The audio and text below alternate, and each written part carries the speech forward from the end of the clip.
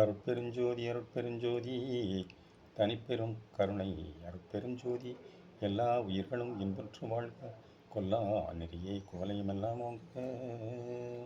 திருவருட்பிரகாச வள்ளற் பெருமான் அருளி செய்த திருவருட்பாவிலே அருட்பெருஞ்சோதி அகவல் ஒரு பதிகம். அதற்கு திண்டுக்கல் சுவாமி சரவணானந்தா அவர்கள் உரை விளக்கம் எழுதி வெளியிட்டிருந்தார்கள்.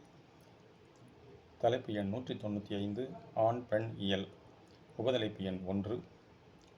அருட்பெருஞ்சோதி அகவல் வரிகள் 703 704. பெண்ணினுளானும் ஆணினுட்பெண்ணும் அன்னுற வகுத்த அருட்பெருஞ்சோதி. ஆண் பெண் தத்துவ விளக்க விரிவு கூறுவது இவ்வியல். மக்களினம் முழுமையும் ஒன்றே. ஆனால் இதில் ஆண் பெண் என்ற இரண்டு முக்கிய பிரிவு இயல்பாக அமைந்துள்ளது.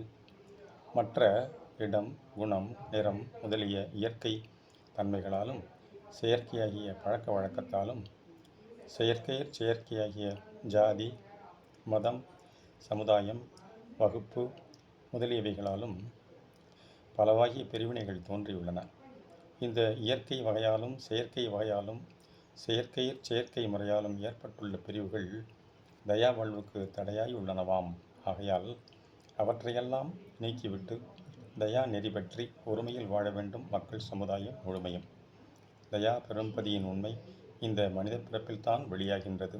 இதில் அகத்தே கடவுளான்ம ஞானமும் புறத்தே தயா வாழ்வுக்கான முறையில் உடற்கூறுகளின் அமைப்பும் பொருந்தியுள்ளன. இதனால் அகமும் புறமும் பிரிவரை இருந்து இறை அனுபவம் அடையக்கூடியதாய் உள்ளதாம். இவற்றில் அகம் ஆண் சத்தின் கூறாகவும் புறம் பெண் சத்தின் கூறாகவும் உள்ளன. இது இருபாலர்க்கும் பொதுவே. ஆணின் அகநிலை உண்மை முதலில் அறியப்படுவதில்லை. புற உடலைத்தான் வெளியிற் காண்கின்றோம். இதனை சுட்டவே முதலில் பெண்ணினுள் ஆண் என்று குறிக்கப்பட்டுள்ளது.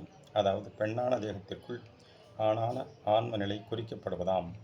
அடுத்து ஆணினுள் பெண் என்பது இந்த ஆண் வடிவத்தின் உள்ளதும் உண்மையில் பெண்கூறுதான் ஆம். ஆகவே ஒவ்வொருவர் தோற்றமும் ஒன்றில் ஒன்று கலந்துள்ள உண்மையை அறிகின்றோம்.